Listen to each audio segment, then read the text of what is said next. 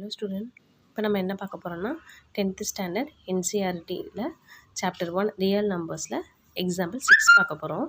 இதில் என்னென்னா show that 5√-√3 is இர்ரேஷ்னல்னு சொல்லிட்டு ப்ரூவ் பண்ண சொல்லியிருக்காங்க. நமக்கு இதுக்கு முன்னாடி வந்து ப்ரீவியஸ் டேர்மில் வந்து நம்ம என்ன பார்த்தோம்னா √2, √3, √5 இஸ் இர்ரேஷ்னல்னு சொல்லிட்டு நம்ம வந்து என்ன பண்ணியிருக்கோம், ப்ரூஃப் பண்ணியிருக்கோம். சப்போஸ் உங்களுக்கு வந்து அந்த இதில் ஏதாவது டவுட் இருந்துச்சுன்னா நான் டிஸ்கிரிப்ஷனில் வந்து இதோட இந்த லிங்க் நான் கொடுக்குறேன், நீங்கள் போய் வந்து இந்த சம்ஸ்லாம் பார்த்துக்கோங்க. சரிங்களா? இப்போ என்ன கேட்டிருக்காங்கன்னா ஷோ தட் 5 - √3 இஸ் இர்ரேஷ்னல்னு சொல்லியிருக்காங்க.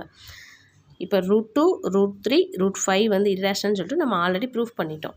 சரிங்களா? ஸோ அதே ஃபார்மேட்டில் தான் நம்ம வந்து என்ன பண்ணுறோம், இங்கேயும் நம்ம பார்க்க போகிறோம்.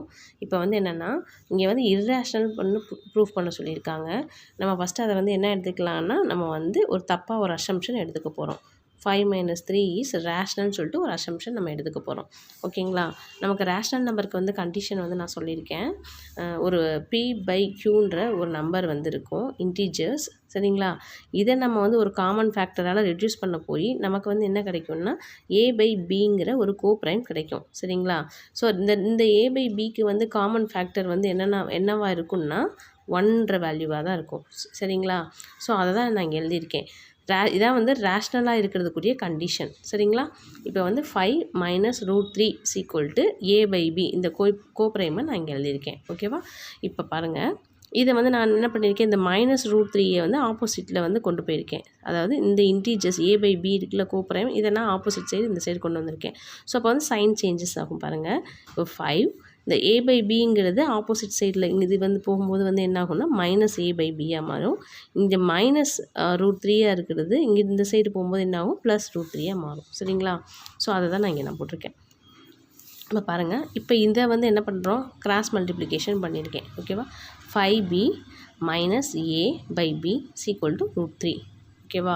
இப்போ என்ன கேட்டிருக்காங்க, 5 - √3 இஸ் இர்ரேஷ்னல்னு சொல்லிட்டு நம்மளை ப்ரூவ் பண்ண சொல்லியிருக்காங்க.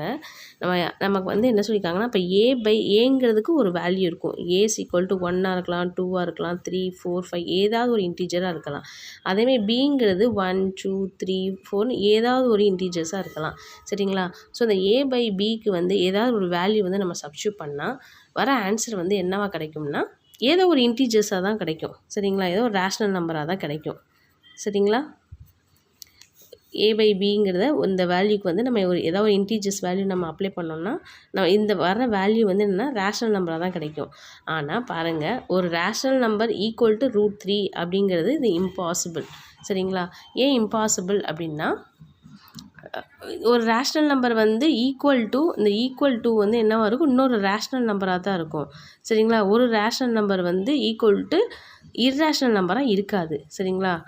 அதனால இங்கே நல்லா எழுதியிருக்கேன் பாருங்கள். நம்ம ஏற்கனவே வந்து வீடியோவில் கண்டுபிடிச்சிடும், √2, √3, √5 வந்து இர்ரேஷ்னல்னு சொல்லிட்டு நம்ம வந்து கண்டுபிடிச்சாச்சு ப்ரீவியஸ் சம்ஸில். சரிங்களா? அதான் நான் இங்கே எழுதியிருக்கேன். a/b are integers, then 5b - a/b is rational. இது வந்து இன்டீஜர்ஸாக இருந்துச்சுன்னா இந்த வேல்யூ வந்து ரேஷ்னல் நம்பராக இருக்கும் அப்படின்னு சொல்லியிருக்கேன்.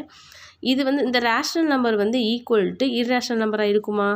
எப்போவுமே பாருங்கள், அதை நான் இப்போ இங்கே எழுத போகிறேன் பாருங்கள். எப்போவுமே ரேஷ்னல் நம்பர்